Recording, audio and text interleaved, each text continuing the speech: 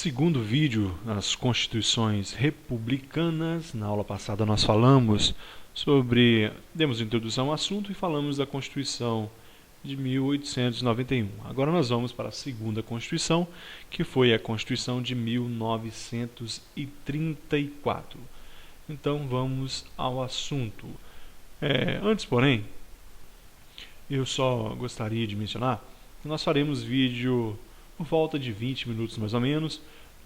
Não faremos maiores, porque por causa da nossa internet aqui no interior é lenta, é movida a manivela, movido a lenha, algumas até a carvão, e é difícil fazer o upload.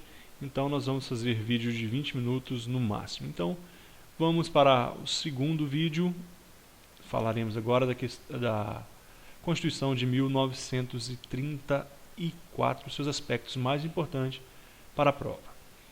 Após a Revolução Constitucionalista de 32, primeira coisa, Revolução Constitucionalista de 32.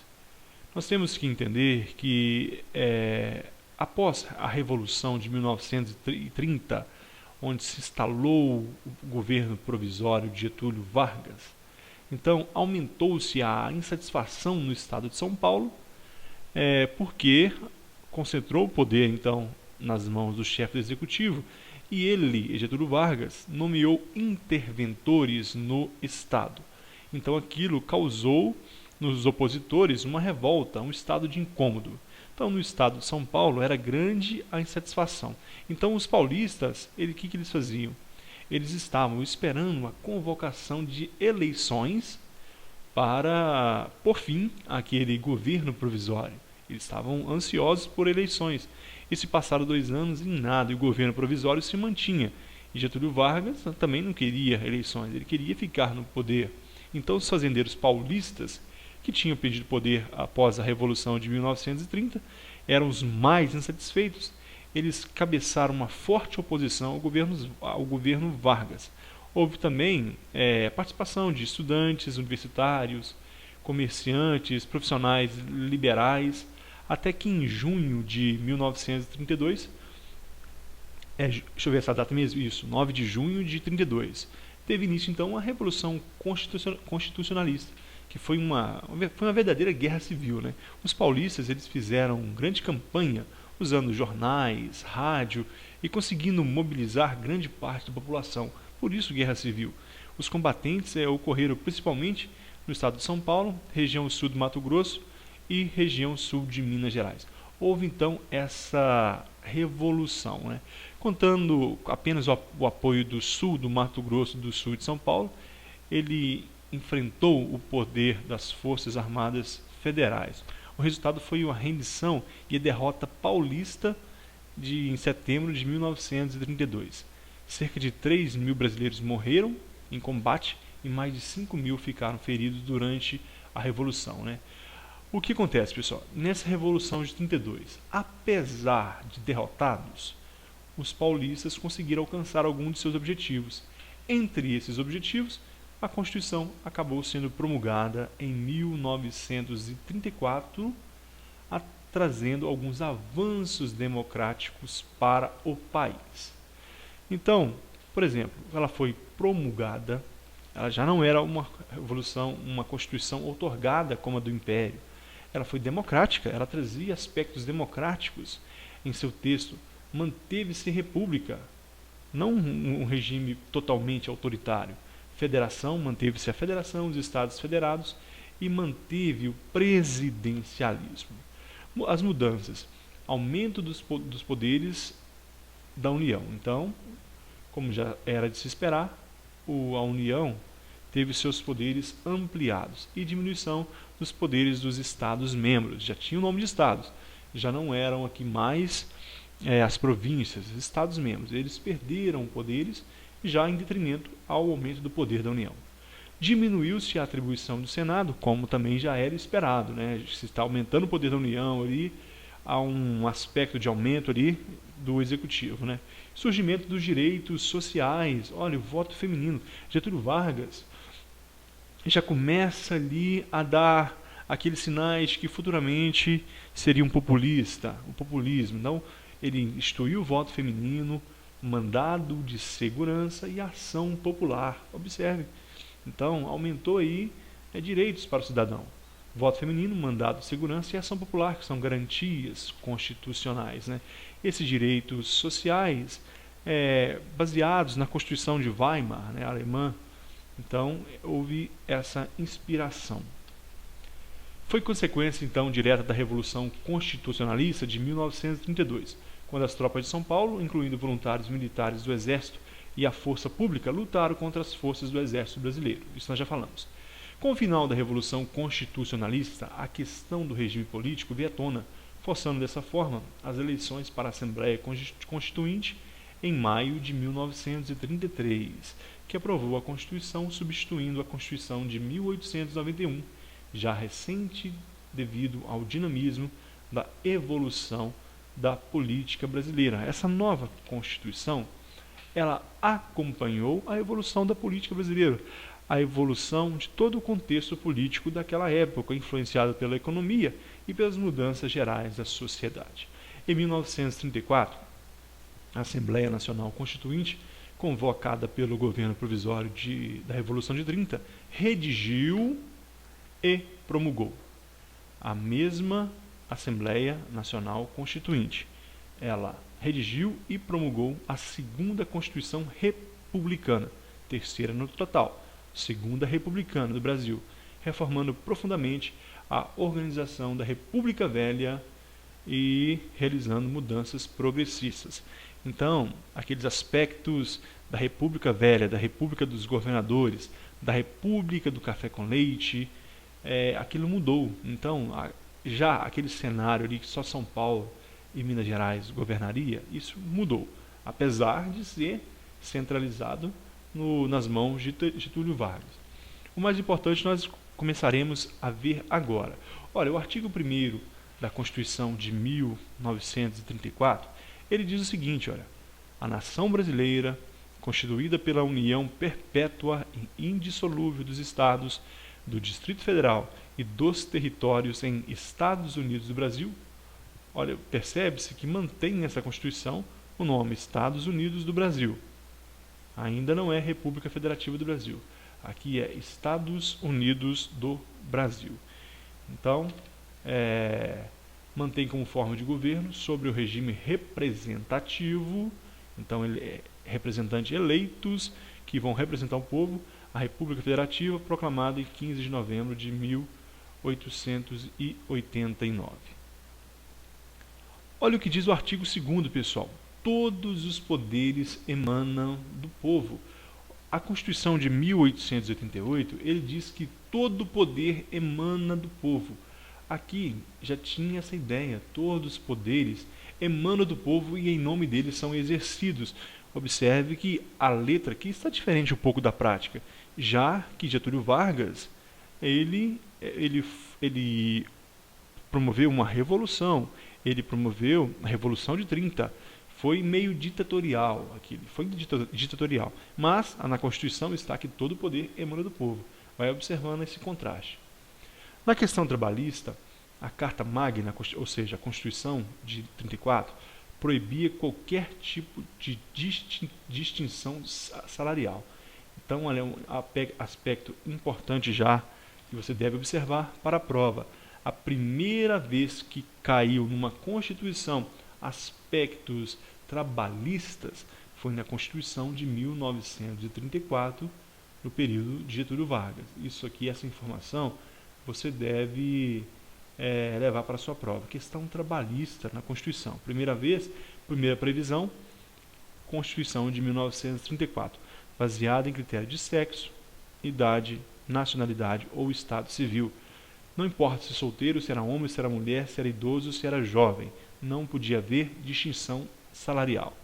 Ao mesmo tempo, ofereceu novas conquistas à classe trabalhadora, com a criação do salário mínimo. Isso aqui também você não pode deixar de levar para a sua prova. A previsão do salário mínimo na Constituição de 1934 e a redução da carga de trabalho, horária de trabalho para 8 horas diárias. 3 aspectos importantíssimos. Primeiro aspecto, então, não pode haver distinção salarial, não pode haver distinção salarial, não pode o salário mínimo e as 8 horas diárias como a carga horária, então. Isso aqui, essas 3 informações, você deve estar com elas em mente, que estão presentes na Constituição de 1934. Além disso, instituiu o repouso semanal e as férias remuneradas, a indenização do trabalhador demitido sem justa causa e proibiu o uso da mão de obra para menores de 14 anos. Então, 14 anos. Observe então, pessoal, a questão trabalhista é muito importante, muito presente, muito viva nessa Constituição de 1934. Esse slide que nós vimos aqui é uma questão certa na sua prova, em se tratando da questão da Constituição de 1934.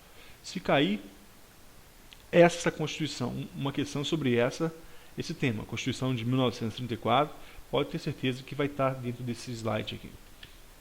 Características da Constituição de 1934. Ela foi promulgada, não foi outorgada, promulgada, instituiu o voto secreto.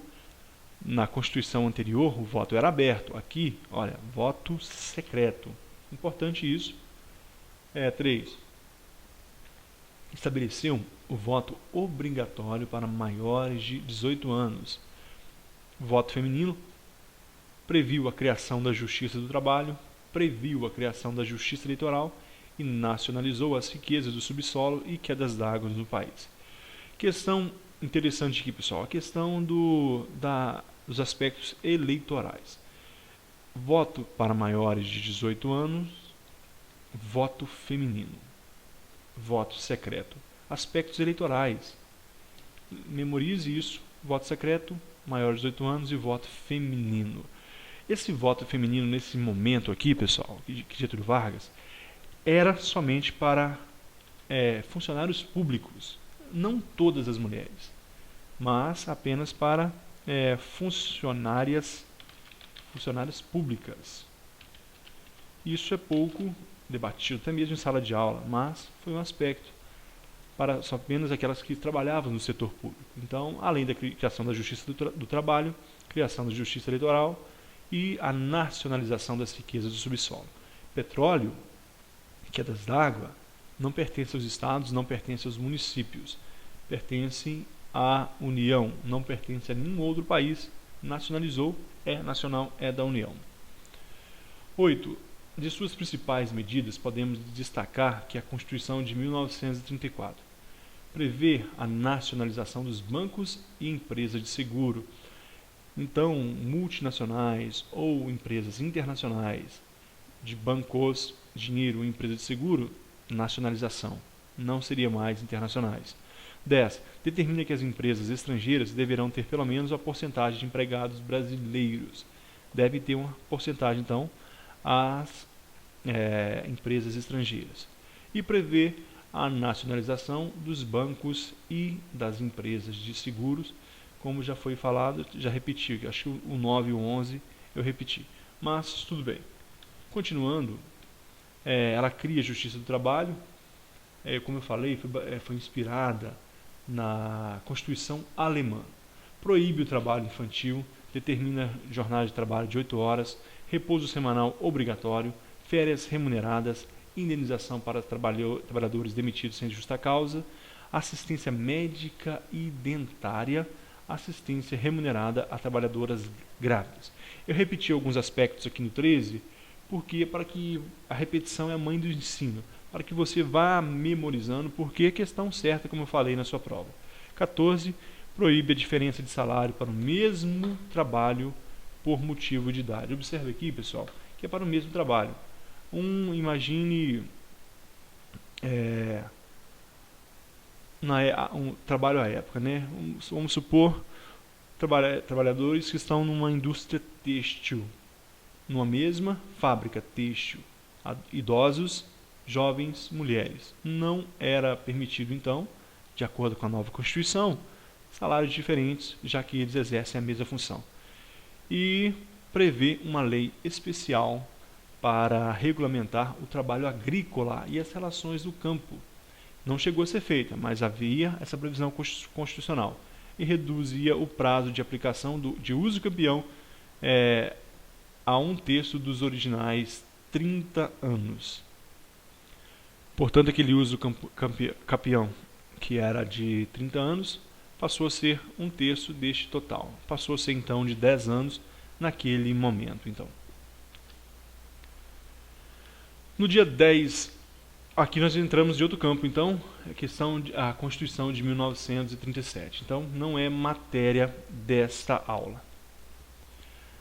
Antes de encerrar essa aula, eu vou abrir um slide aqui em branco, vou criar um novo slide, para anotar alguns aspectos que acho importante ainda sobre essa Constituição de 34. Primeiro, ela foi a que menos durou. Foi a que menos durou, apenas 3 anos. Né? Apenas 3 anos. Outro detalhe a ser observado é que a sua vigência oficialmente durou apenas 1 ano, porque ela foi suspensa pela Lei de Segurança Nacional. Houve uma Lei de Segurança Nacional que suspendeu a eficácia dessa Constituição. Então ela durou apenas 1 ano oficialmente. Em regra, no geral, durou 3 anos, mas oficialmente 1 ano. O cumprimento à risca de seus princípios nunca ocorreu, já que ela tinha um caráter muito democrático e Getúlio Vargas não tinha, neste momento, esse espírito democrático. Então, ela foi importante por institucionalizar a reforma da organização político-social brasileira, não com exclusão das oligarquias rurais, mas com a inclusão dos militares, classe média urbana, industriais no jogo do poder. Então, a oligarquia rural que predominava na República do Café com Leite, deu espaço, então, à República Oligárquica, deu espaço a outros. E esses outros são... Então, essa oligarquia rural, ela deu espaço à inclusão dos militares, classe média urbana e rural no poder. Só que, apesar desses benefícios, em 1937, uma nova Constituição já pronta foi outorgada por Getúlio Vargas, transformando o presidente em um ditador e o Estado revolucionário em autoritário. Aquele Estado que surgiu pela Revolução de 1930 se torna agora um Estado autoritário com a desculpa de combater o comunismo, como nós veremos na próxima aula e na próxima Constituição de 1937. Muito obrigado e até a próxima.